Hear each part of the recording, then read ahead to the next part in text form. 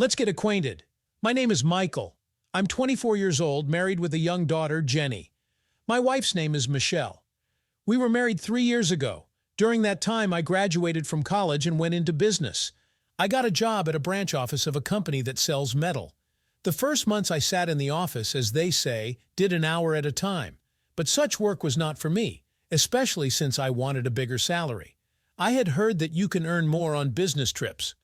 I switched to a more lively job. I had to travel to all cities and towns. It was on one of these trips that this incident happened to me. I was sent on a business trip to the city where my mother-in-law Natalya lives. With my mother-in-law, we communicated mainly by phone. For 3 years, she came to us 7-8 times. She worked as a doctor in a regional hospital. She was a pretty blonde with large breasts and a thin waist. Meetings with clients turned out to be long and tense. I wasn't free until the end of the workday. I called Natalie. "Hey, Natalie, it's Michael. Michael, I'm in your town right now.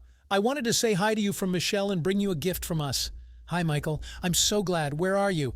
"I'm standing on Main Street." "Wait, I'll be right there." Half an hour later, Natalie had already picked me up and we were on our way to her house. "Let's stop at the store.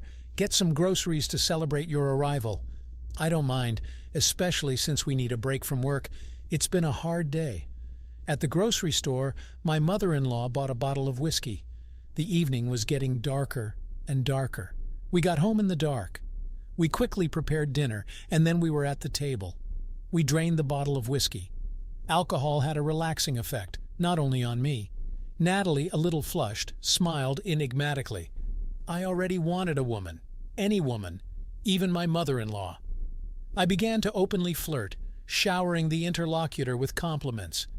She seemed to like my attention, and she understood, in a feminine way, what it could lead to. But there was no resistance, on the contrary. She wanted to continue with her whole being. And I, as a man, could not disappoint this beautiful lady. "Well, shall we go to bed?" Natalie suggested. "I'll make your bed in the living room. Do you mind?" What could I answer? I followed my mother-in-law.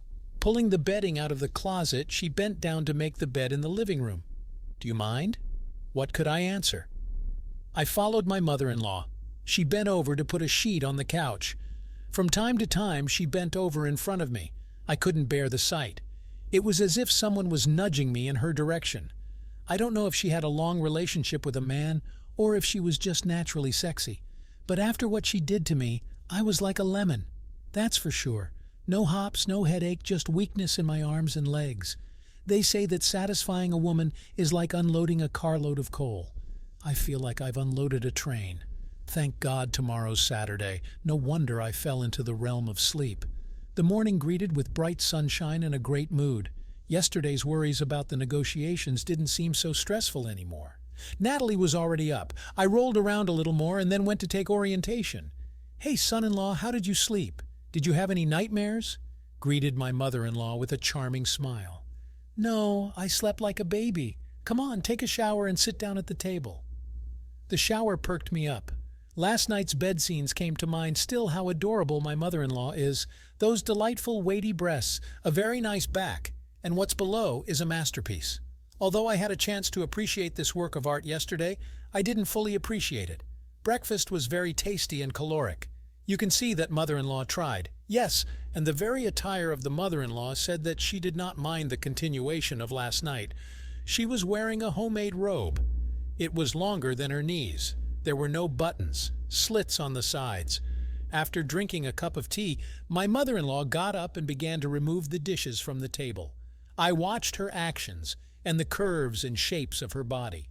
When she had collected all the dishes, Natalie turned her back to me and began to wash them. Now I could appreciate her shapely legs. The hearty breakfast and thoughts of repeating yesterday had played their part.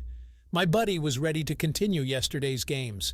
I quietly walked up behind her, wrapped my arms around her waist, and kissed my favorite mother-in-law's neck. She tilted her head to the side and responded to my kisses, and we were once again at the mercy of our desires. When it was over, my mother-in-law immediately went to the bathroom, and I sat naked on a chair and began to realize what had happened. It had only been a few hours, and already so much had happened. I hadn't had an affair since my wedding day, and then everything changed overnight. And the interesting thing is, I don't feel any remorse. On the contrary, something inside of me has become more acute. All my thoughts were preoccupied with my mother-in-law. Natalie, meanwhile, had taken a shower and was busy at the stove. "Hungry, son-in-law?" my mother-in-law asked playfully. "I'll fry up some sausage and eggs. He could certainly use a refill." "I don't suppose you'll say anything, Michelle?" mother-in-law asked. Somehow I wasn't going to. And what was there to say? I was just kidding.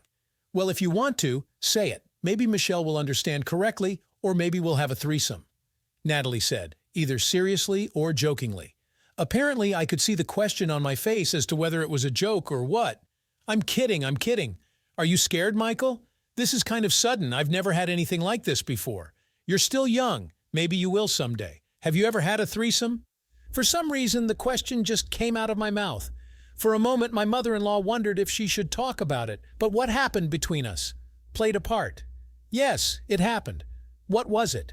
This is what I've done again. It's not bad. It turns me on. But I've been having a little bad luck with partners lately. Honestly, I haven't had a man before you in over a month. That's where the passion comes from, isn't it? I'm a lucky man. "What about lovers?" I asked. To be honest, men my age aren't that capable anymore and are mostly married. "So I apologize for seducing you. I enjoyed it very much. You are very beautiful and very seductive. Thank you for the compliment." "It's not a compliment. It's the truth. Thanks anyway." My mother-in-law put the food on the table, and we started on our second breakfast. "Oh yeah, it's Natalie. I never realized that woman had such fire in her. When we saw each other infrequently, everything was family affairs. And now these revelations. I was amazed. The phone rang. It was Michelle. "Yes, honey, everything is fine. We've already had breakfast. Mike is doing well." My mother-in-law looked in my direction. "Do you want to talk on your own?" "He's right there." My mother-in-law held out her phone to me. "Hi, how are you guys doing?" I asked. "Everything's good. We're going for a walk right now. Mommy's not hurting you." "What are you?" "Mom is a sweetheart." After greeting her to the best of my ability, I looked toward my mother-in-law. Natalie smiled. "She's the only one who can," said hi, and it kissed from us. Everything as it should be. Except I forgot with the kiss. "Be sure to give your mom a kiss. I'll check with her later. When are you going home?" "I don't know yet. Yesterday's negotiations didn't go very well. Maybe I'll stay a day. If my mom doesn't kick me out." I looked at Natalie again. She jabbed her finger at me. "Okay, bye." Kissing her, I hung up the phone. If my Kel knew what we were doing with her mom, she would never let me go. I had forgotten that Michelle had asked me to kiss her. "Why didn't you give it to her? Come on, do your wife's will." I walked over to my mother-in-law, put my arm around her waist, and wanted to kiss her cheek. But Natalie intercepted my lips. My breath caught. It wasn't a mother-son kiss, but a passionate woman kissing a man. "Thank you, Michael, for the kiss from Michelle. I always dreamed that my son-in-law would give me such a greeting and kiss. I hope the next greeting and kiss will be just as hot. You bet it will. Shall we move to the bedroom?" The kiss turned me on a little. "I'm afraid I won't be able to make it after breakfast this morning. Don't worry, I have a secret weapon that will definitely help you. We indulged in pleasure all night. I've never met a woman with such art, and probably never will. Not even with my wife had I experienced such intense emotions. Toward morning we fell asleep. I had to go home in the evening. Saying goodbye, my mother-in-law asked me to say hello to Michelle and her granddaughter Jenny. Over the next few months I continued to have passionate encounters with Natalie whenever I visited her town. I knew it was wrong, but I couldn't resist her intoxicating beauty. Eventually, the guilt ate away at me. I confessed everything to Michelle and apologized to her. She was understandably devastated by my betrayal. Through angry tears, she made me sleep on the couch and told me she needed time to think things through. Michelle agreed to marriage counseling. The months of therapy were painful but necessary. I cut off all contact with Natalie to focus on rebuilding my marriage. Michelle gradually regained trust in me, but our intimacy remained strained. After a year of counseling, Michelle told me that she had met someone else, a kind faith and a truthful man who cared for her. My heart broke, but I understood why she had sought comfort from another. We tearfully finalized our divorce. I was lost, rudderless. The only stable force in my life was Natalie. I showed up unexpectedly at her door, emotionally shattered. She welcomed me in, concerned about my haggard appearance. As I laid out all that was troubling Natalie listened patiently, comfortingly holding my hand. But her demeanor changed when I admitted that I was hoping for a real relationship with her. Natalie sighed, full of regret and yet determination. Michael, I really care about you, but we want different things.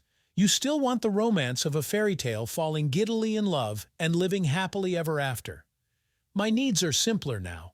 I just want a man with whom I can greet sunsets, a companion with whom I can enjoy the quiet moments of life together.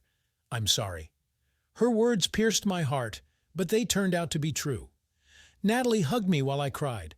I foolishly clung to an imagined future with her to avoid facing the harsh truth about myself. That night I stayed in Natalie's guest room, emotionally drained. Over the next few days, Natalie sympathetically nursed me as I grieved not only my failed marriage, but also the fact that my ideal future with her had crumbled. Gradually, clarity emerged from beneath the rubble. I realized the flaws in the way I pursued love, my neediness, the rushed intimacy without really getting to know my partner, the passion that blinded me to warning signs. I'd used Natalie in part two, seeing her as an oasis amidst the turmoil, rather than a whole person with her own needs. She deserved better than that. I decided to work on myself first before looking for a new relationship. The day came when I left Natalie's house and started a new life. As we hugged goodbye, I thanked her fervently for her kindness and patience. You have been a true friend these past few days, helping me find understanding during the most difficult time of my life. I can't repay you, but I promise to be grateful. Natalie smiled gently. You don't have to repay me. Just promise me that you'll grow. Someday you'll meet the right woman who will appreciate what a caring man you're becoming. I kissed Natalie chastely on the cheek. As I pulled away, my heart filled with bitter, sweet hope. The future remained uncertain, but I felt ready to face it with the wisdom gained from loss. For the next couple years, I dated occasionally, but mostly focused on self-improvement projects and new hobbies. I became comfortable enjoying my own company again. Then one day, when I least expected it, I met Lydia. Witty, sensible, insightful Lydia. Our connection developed slowly. We chatted nonstop for hours in cozy cafes. 6 months later, when I saw her name on my phone, I still had butterflies fluttering inside me. On the anniversary of our acquaintance, when Lydia and I were strolling hand in hand along the moonlit river alley, I suddenly stopped and turned to face her. I confessed that a year ago, having just gone through a divorce and a personal crisis, I had never imagined that I could feel so deeply happy and whole again, that she had given me hope and joy I hadn't even known I had. Lydia's eyes clouded over. She squeezed my hands tightly and told me that meeting me had been the best surprise of her life. I knelt down and held out the ring I'd been carrying around with me for a month, waiting for the perfect moment. Lydia joyfully said yes, hugged me, and kissed me hard. In that perfect moment, I felt Natalie's words had come true. I had finally met the right partner who appreciated who I had become. Together with Lydia, anticipating our future together, I realized I was finally home. My winding journey in search of meaning and committed love was over.